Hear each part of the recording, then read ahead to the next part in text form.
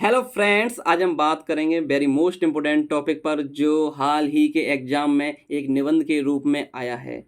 वो एग्ज़ाम था UPSC IAS IPS का। तो यूपीएससी में एक निबंध आया था, सभी भटकने वाले गुम नहीं होते, जिसको मैंने लिखा है। आप भी इसको लिख सकते हैं। तो देखिएगा इसकी मैंने शुरुआत कैसे की है, कैसे मैंने लिखा है, आप देख सकते हैं हमारी वीडियो में।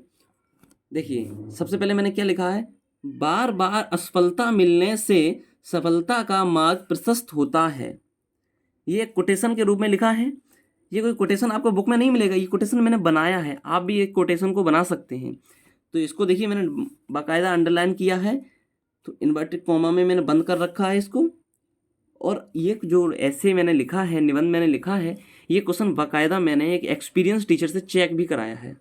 जब उनसे चेक कराया है तभी मैं अपनी वीडियो में आपके लिए लेके आया हूँ।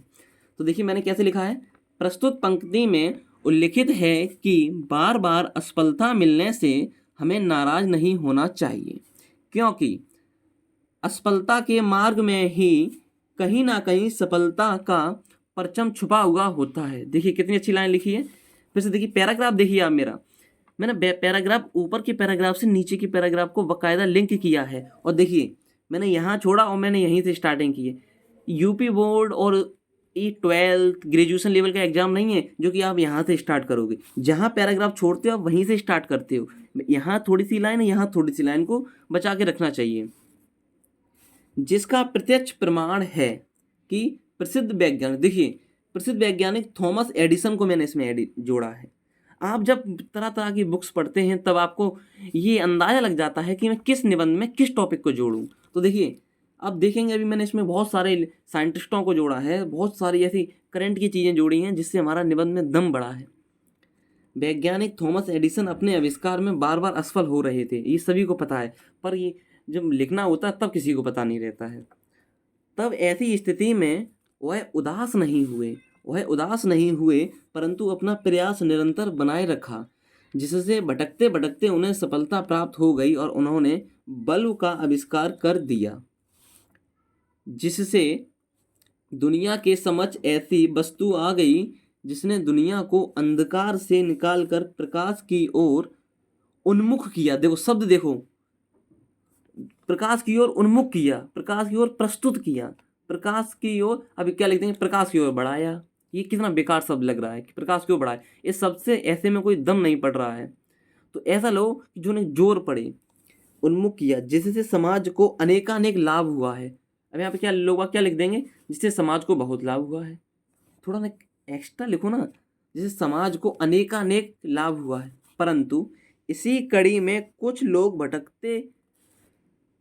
भटक ही जाते हैं। जैसे कि इसी कड़ी में कुछ लोग तो भटक ही जाते हैं क्योंकि उनमें साहस, धैर्य और जीवटता नहीं होती है।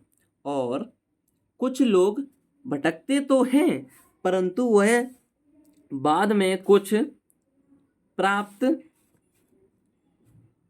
देखिए बाद में कुछ प्राप्ति या सिद्धि प्राप्त कर लेते हैं या प्राप्त कर लेता है। जो व्यक्ति भटकता है वह कुछ ना कुछ प्राप्त कर लेता है या कुछ सिद्धि प्राप्त कर लेता है।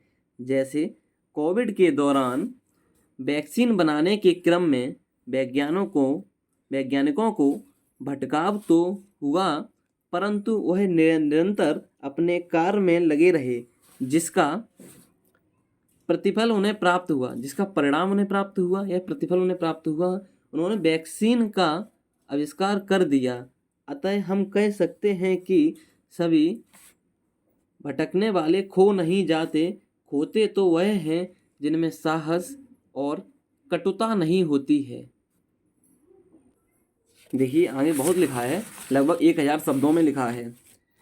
चंद्रयान-2 की असफलता के बाद भारतीय वैज्ञानिक हाथ पर हाथ धरे बैठे नहीं, बल्कि वह अपने प्रयास को निरंतर बनाए रखा, जिससे कुछ ही वर्षों में हमें उससे भी बड़ी सफलता प्राप्त हुई। देखो चंद्रयान-2 में हम लैंडिंग कराने में सफलता अर्जित नहीं कर पाए, परंतु चंद्रयान-3 को हमने सफलतापूर्वक प्रक्षेपण कराया। देखिए प्रक्षेपण कराया, अभी सब लोग क्या लिखेंगे, मैंने लॉन्च कराया। लॉन्च एक इंग्लिश वर्ड है, एक आधी आ जाए तो ठीक है, बल्कि हिंदी में लिखो प्रक्षेपण कराया और उसमें सफलता प्राप्त की और दक्षिणी ध्रुव पर उतरने वाला भारत विश्व का प्रथम राष्ट्र बन गया, जिसे संपूर्ण विश्व गौरव की अनुभूति कर रहा है। देखिए अंतरिक्ष किसी की प्रॉपर्टी नहीं होता। जैसे एक देश पहुंचता है तो वो सारी दुनिया को रिप्रेजेंटेशन करता है, दुनिया का रिप्रेजेंटेशन करता है सारी दुनिया का। जैसे अमेरिका जाता है तो ये नहीं है कि भारत वाले नहीं पहुंचे हैं तो भारत के लोगों को खुशी नहीं होगी, बिल्कुल होगी, क्योंकि एक व्यक्ति जो चांद पर जाता है वो सारी दुनिया का नेतृत्व करता है, ठीक है, अनुभूति कर रहा है। और कई देशों ने भारत को प्रशंसा पत्र भेजे हैं। भारत की अंतर्राष्ट्रीय स्तर पर छवि में उत्थान हुआ है। देखो कैसे लिखा, उत्थान हुआ है, छवि में वृद्धि हुई है, जिससे यह प्रमाणित हो जाता है कि हर भटकने वाला खो नहीं जाता। गांधी जी अहिंसा के मार्ग में निरंतर भटकते रहे, पर भटकते भटकते ही उन्होंने देश को आज़ादी दिलाई। गांधी जी को चोरी चोरा घटना के बाद असहयोग आंदोलन वापस लेना पड़ा, जिससे उनको बहुत दुख हुआ, परंतु वह इस घटना के बाद देखो शांत नहीं रहे, परंतु अपनी आज़ादी के प्रयास में निरंतर कार्य करते रहे और परिणाम स्वरूप उन्होंने आज़ादी दिलाई और भारतीय इतिहास में सदैव अमर हो गए। कहा जाता है कि इतिहास उन्हीं का बनता है जो अपने कार्य को बीच मार्ग में नहीं छोड़ते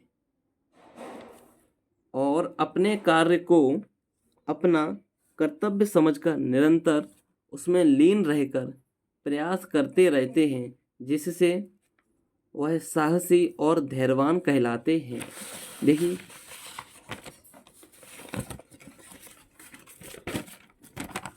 देखें, इसके समर्थन में महात्मा बुद्ध को देखा गया है।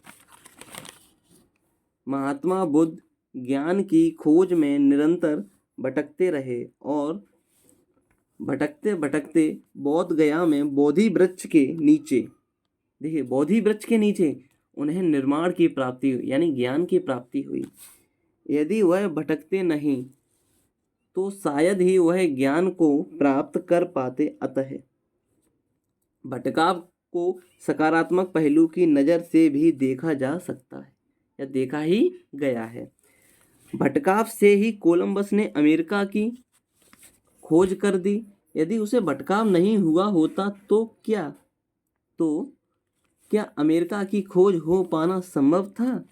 यदि वास्को डी गामा को भटकाव ना हुआ होता तो क्या भारत की खोज होना संभव होता? शायद नहीं। भारत के विश्व प्रसिद्ध मसाले यूरोप के अन्य देशों तक पहुंच पाते? शायद ऐसा नहीं होता, शायद ऐसा नहीं होता। अतः भटकाव सत्य की खोज कराता है। देखो भटकाव सत्य की खोज कराता है, कितना इम्पोर्टेंट लाइन लिखी हुई है, कितनी अच्छी लाइन लिखी हुई है। यदि विभिन्न यात्री भारत ना आए होते तो क्या आज भारत की संस्कृति को विदेशों में हस्तांतरण हो पाता? शायद नहीं। इस प्रकार हम कह सकते हैं कि जब किसी इमारत का निर्माण होता, देखिए जब किसी इमारत का निर्माण होता है तो पहले ईंट बारू वगैरह सब चारों तरफ बिखरी हुई होती है, और जब वो बनना स्टार्ट होती है, उसकी नींव डल जाती है तो क्या लगता है अभी कुछ बन ही नहीं रहा है, पर कुछ दिनों बाद जब वो बन के तैयार हो जाती है तो एक खूबसूरत इमारत बन जाती है। इमारत का निर्माण होता है तो वह शुरुआती रूप में तो ऐसी प्रतीत होती है कि कुछ बन ही नहीं रहा। जब वह बनकर तैयार हो जाती है तो वह एक खूबसूरत इमारत का रूप धारण कर चुकी होती है। भटकते भटकते ही सही, पर निरंतर कार्य करने से एक दिन अवश्य हम अपनी मंजिल पर पहुंच जाएंगे। पर इस प्रक्रिया के दौरान हमें साहस नहीं छोड़ना चाहिए। हमें साहस और धैर्य से हम निरंतर कार्य में संलग्न रहेंगे और एक लंबे समय तक अपना अभ्यास जारी रख सकेंगे।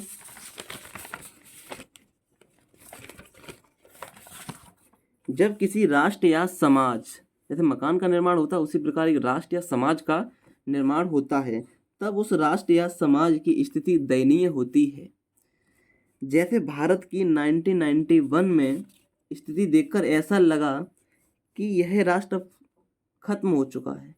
देखिए 1991 में भारत की ऐसी स्थिति थी, भारत के पास पैसे नहीं थे, ऐसी हालत थी, खाने के लिए कुछ नहीं था, फिर भी भारत अपने पैरों पर खड़ा हुआ और आज भारत की स्थिति अंतर्राष्ट्रीय स्तर पर एक विकसित देश के रूप में उभर रही है। मैं ये नहीं कह रहा हूँ विकसित देश हो चुका है, मैं ये कह रहा हूँ उभर रहा है। भारत ने निरंतर प्रयास किए और आज भारत की 5वीं अर्थव्यवस्था के रूप में भारत सभी के सामने उभरा। देखिए भारत की 5वीं अर्थव्यवस्था ब्रिटेन की अर्थव्यवस्था थी, जिसे पछाड़कर भारत 5वें नंबर पर आ चुका है। कभी कभी ऐसा लगता है कि यह खत्म हो चुका, पर ऐसा सत्य नहीं होता है, क्योंकि वह बनने की प्रक्रिया में है। देखिए कभी आपसे कोई कहे कि आपको ऐसा नहीं कर सकते, आप ऐसा नहीं कर सकते, आप शांत रहिए, क्योंकि आप अभी उसको पाने की प्रक्रिया में हैं। जब पा लेंगे तब जो आपको नकारात्मक या नेगेटिव करते हैं वो अपने आप सुधर जाएंगे। वह बनकर तैयार हो जाएगा तब एक अलग ही छवि को धारण कर लेगा। फिर देखिए मैंने एक लाइन लिखी है, अतः हम कह सकते हैं कि हर चमकने वाली वस्तु सोना नहीं होती और हर भटकने वाले गुम नहीं होते। देखिएगा कितना अच्छा से लिखा है।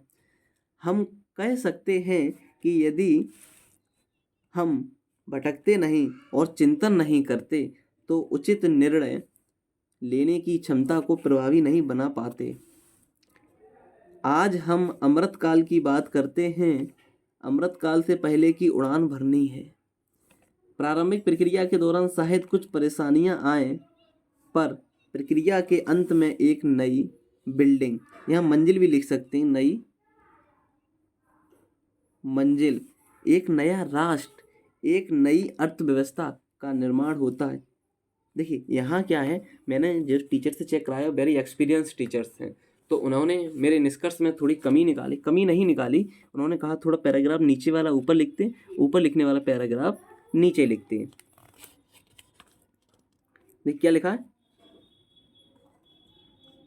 देखिए भटकने, देखिए हमको पहले ये लिखना चाहिए था ऊपर। आप ऐसी गलती ना करना, आपने मेरा देख के बिल्कुल मत लिखना, क्योंकि निष्कर्ष में क्या है, देखिए आप मेरा देख के लिख लेंगे तो आपको लिखना नहीं आएगा। और निष्कर्ष में क्या होगा कि यही इस चीज़ को ऊपर लिखना है। क्या लिखना है, आप सबसे पहले देखिए नीचे वाले पैराग्राफ में लिखेंगे, भटकने वाला व्यक्ति वही खोता है जिसमें धैर्य, साहस और जिवटता नहीं होती है। अतः भटकाव नवीन रास्ते प्रशस्त करता है। देखिए हमारे सर ने लिखा है, भटकाव नवीन रास्ते प्रशस्त करता है। अतः हम कह सकते हैं कि भटकने वाले कभी गुम नहीं होते। यानी कि हम निष्कर्षतः हम कह सकते हैं कि भटकाव गलत नहीं है, भटकाव नवीन रास्ते प्रशस्त करता है, और परंतु उसके बावजूद हमें लक्ष्य पर लगे रहना चाहिए। ठीक है, तो इसको एक बार मैं और बोल देता हूँ। यहाँ से लिखना है आपको, भटकने वाला व्यक्ति वही खोता है जिसमें धैर्य, साहस और जिवटता नहीं होती है।